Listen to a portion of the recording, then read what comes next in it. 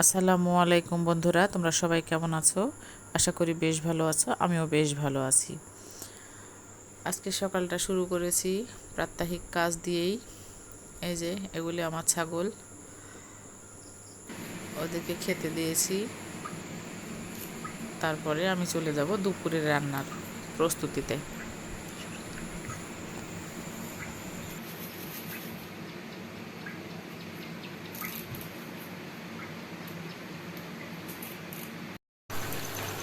দুপুরের রান্নায় হালকা পাতলা রান্নার ব্যবস্থা করলাম, কারণ আজকে আবার আমাকে বড়া বানাতে হবে।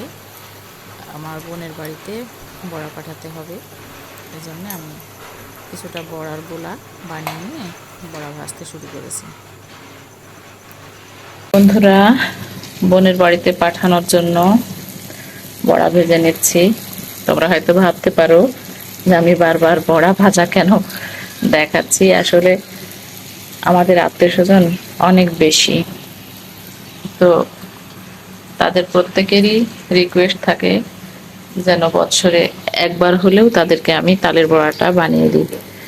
তাই চেষ্টা করি সাধ্যমতো সবাইকে দেওয়ার জন্য। আর এই জন্যই আমাকে অনেকবার তালের বড়া ভাজতে হয়। আর আমার বাচ্চারা এবং তোমার ভাইয়াও খুব পছন্দ করে খেতে, তাই তালের সিজনে আমাদের অনেকবারই তালের বড়াটা ভাজা হয়ে যায়। বোনের বাসায় দেওয়ার জন্য বড়াগুলি আমি ভেজে তুলে নিয়েছি। আসলে বোনের বাড়িতে অনেক আত্মীয় স্বজন আছে, তো ধরো ওরা বাসায় মানুষ কম, কিন্তু ওর যা আছে, ওর শাশুড়িরা আছে, খালা শাশুড়িরা আছে, তাদের সবাইকেই দিতে হয়। এই জন্য সবসময় পিঠাপুলি বানাইলে বোনের বাড়িতে একটু বেশিই দিতে হয়, এটাই।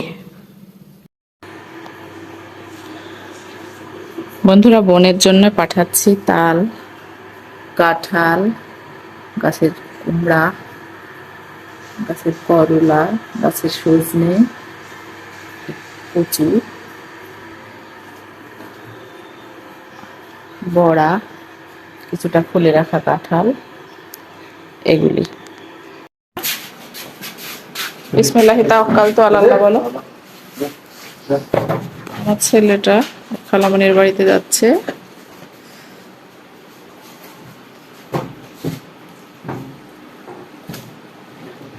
ভ্যানে করে। এবার বিকালে চায়ের সাথে খাওয়ার জন্যে পেঁয়াজি ভেজে নিচ্ছি। আর আজকের মতো এখানে শেষ করছি বন্ধুরা। তো প্লিজ বন্ধুরা, তোমরা আমার চ্যানেলটাকে সাবস্ক্রাইব করে দিও। আজকের মতো আল্লাহ হাফেজ।